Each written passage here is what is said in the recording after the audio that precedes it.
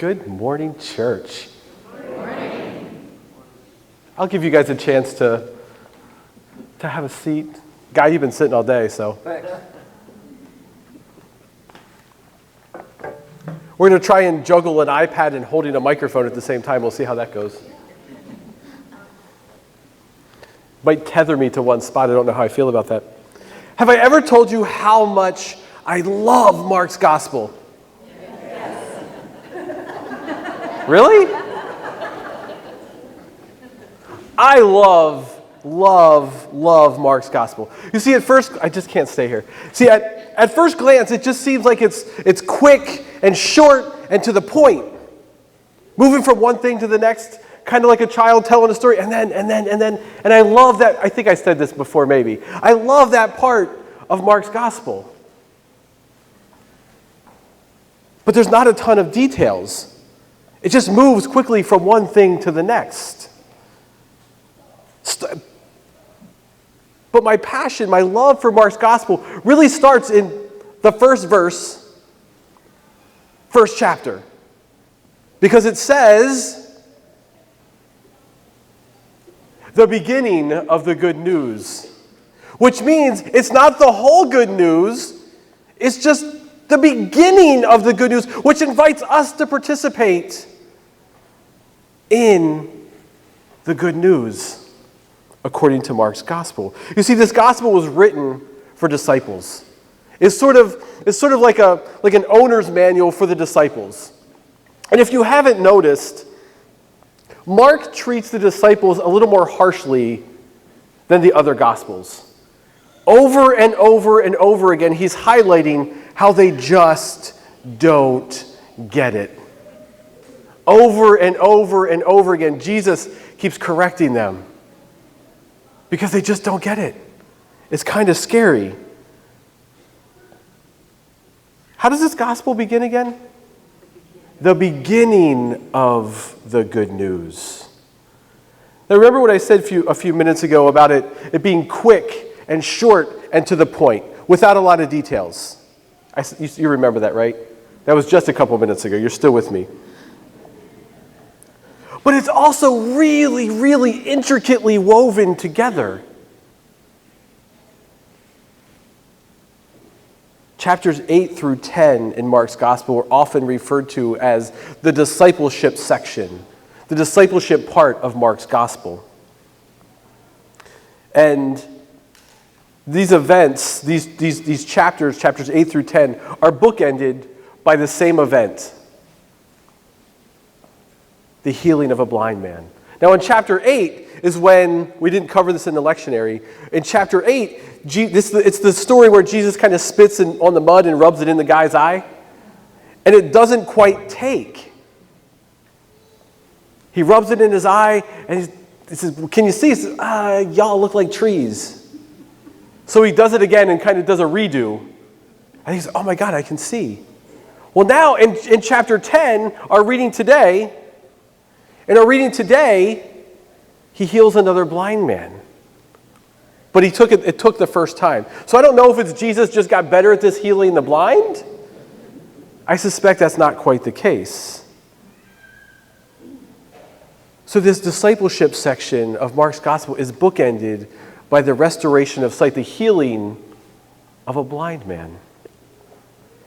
Now, I want to point out that you can be blind and follow Jesus. Like, it's not really about just being able to see. So this is a metaphor. This is a metaphor about what it's like to follow Jesus and having your eyes opened up. Our reading today is just a small segment from a slightly larger section of the Gospel of Mark, in which we hear the third passion prediction. So Jesus tells them what's going to happen in Holy Week. So we're going to go to Jerusalem, and I'm going to die, and I'm going to rise again. And the disciples are like, "Nah, that's not how this is going to work. You're the Messiah. You're the Son of David. You can't. You don't die. We come and we conquer. That's what we're supposed to do." The disciples they don't get it. So they kind of blow it off. And then two disciples say the exact same thing my kids say. we're going to ask you a question. I'm going to ask you a question, and promise me you're going to say yes. So they go to Jesus. These two disciples go to Jesus and say, we're going to ask you a question. We want you to do whatever we ask you to do, whatever we ask. Is it just my kids? I hope not. But especially Quinn, she's really good at that one. Daddy, I want you to promise me you're going to say yes. Why don't you tell me what you're going to ask first, and then we'll give you an answer. But that's what the disciples come to Jesus and say, promise you'll do whatever we ask. And Jesus says, what is it you want me to do for you? And then the disciples say, well, we want to sit one at your right hand and one at your left. They kind of miss the point. We want to sit one at your right hand and one at your left. And then the other disciples catch wind of this, and they get a little mad. Wait a minute, why should they get to sit at your right hand? There's 12 of us. They just don't get it. And I can't imagine how exhausted Jesus must have been over and over. I mean, he walked on water. He stilled a storm. He restored life to someone. He restored sight not once but twice, among other things, and they just don't get it. It had to be exhausting. They saw firsthand what was going on, but they were blind to what it meant to follow Jesus. So when these disciples came and they said, we want to be at your right hand and your left hand, and this argument ensued, Jesus goes on and tells them what it means to be disciples. To serve. First shall be last. To be a disciple of Christ is to be a servant of Christ. Now our reading today gives us the story of blind Bartimaeus, a blind beggar, sitting by the road, just off the way. And he yells out to Jesus, Jesus, Messiah, Son of David. And what does everybody do to him? Shh. You can't shh. That's Jesus. Shh. Much like my kids, he doesn't listen to that. He just keeps yelling for Jesus to get his attention. He just keeps yelling. And Jesus says to him, this might sound familiar, what do you want me to do for you? The same thing he asked the two disciples when they came with their ridiculous request, one at the right hand, one at the left. Jesus said, what do you want me to do for you? To this blind beggar along the roadside, he says, what do you want me to do for you? The difference, Jesus restores the sight of the blind man. He restored his sight. This blind stranger calling out Jesus, Son of David, he understood who Jesus was. As someone just off the way, he understood that Jesus was the Messiah. And he called out and wouldn't be stopped. He wouldn't be shushed. Yet the disciples were on the way with Jesus for so long. Yet they were blind and couldn't see who Jesus was. There's one more thing I want to go over in this text that the translation kind of misses, and then I'm going to give you all some heavy lifting to do. You don't get to work out, Pete. Not actual lifting. I'm going to make you guys do a little work. Call it work for your breakfast or your brunch. Let's call it that. So this idea of the way, of what the way is where the English translation is just takes a really beautiful piece of writing and kind of frankly butchers it.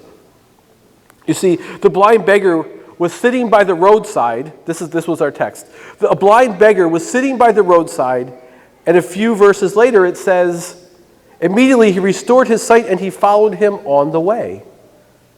The Greek word for roadside that's translated as roadside and the Greek word that's translated for way are the exact same word.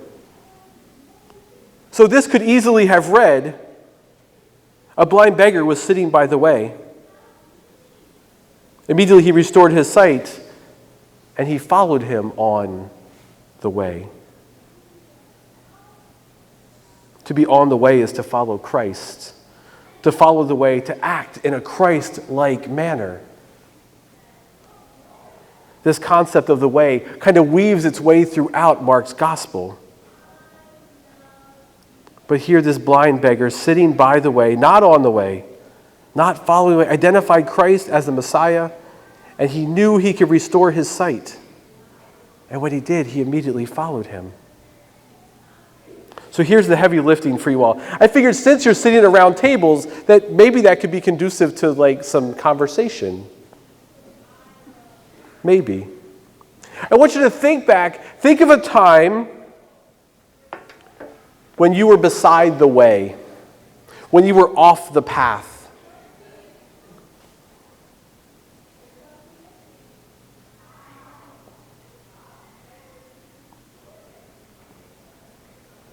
What brought you back? What event brought you back onto the path? What event took you from by the way back on the way? Mine is pretty simple, and frankly, it's not all that dramatic.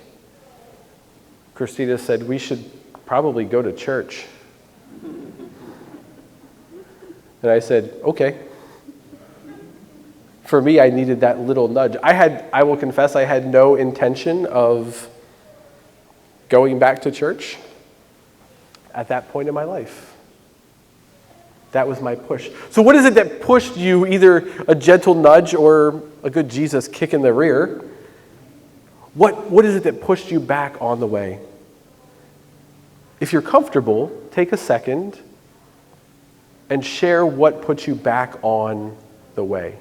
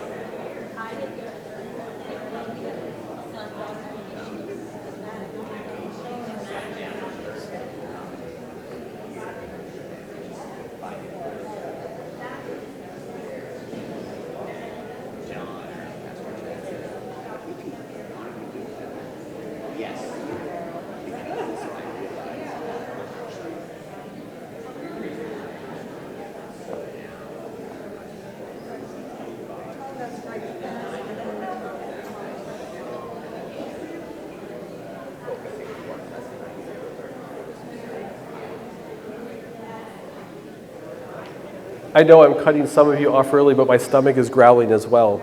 And the beauty is, you have time around these tables at breakfast to share in that as well. You guys, I'm not ready yet. Not yet. I'm not that hungry. Don't rush me. So the reason I ask you to do that, just briefly, we don't do that enough. One, we don't identify what brought us here. And if it's a person, thank them. Thank them. If it's an event, give thanks for that event. And that thing that brought you here is something to share that may resonate with someone else.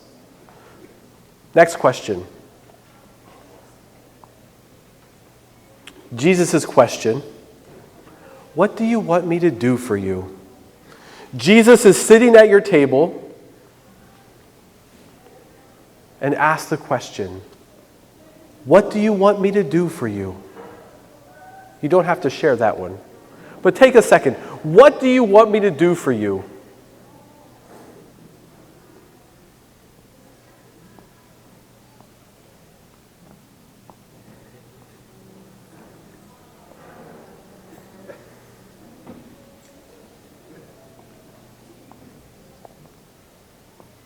Now I'll ask the question I really, really, really wish Jesus would have asked them. Why? Why? If I do that for you, what are you going to do with it?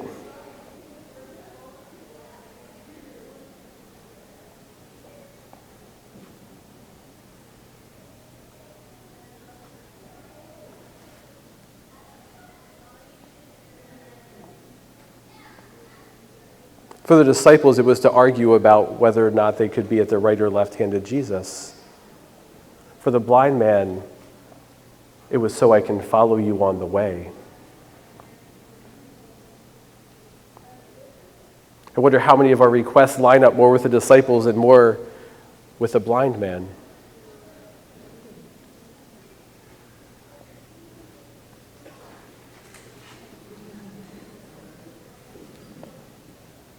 But either way, Jesus paved the way.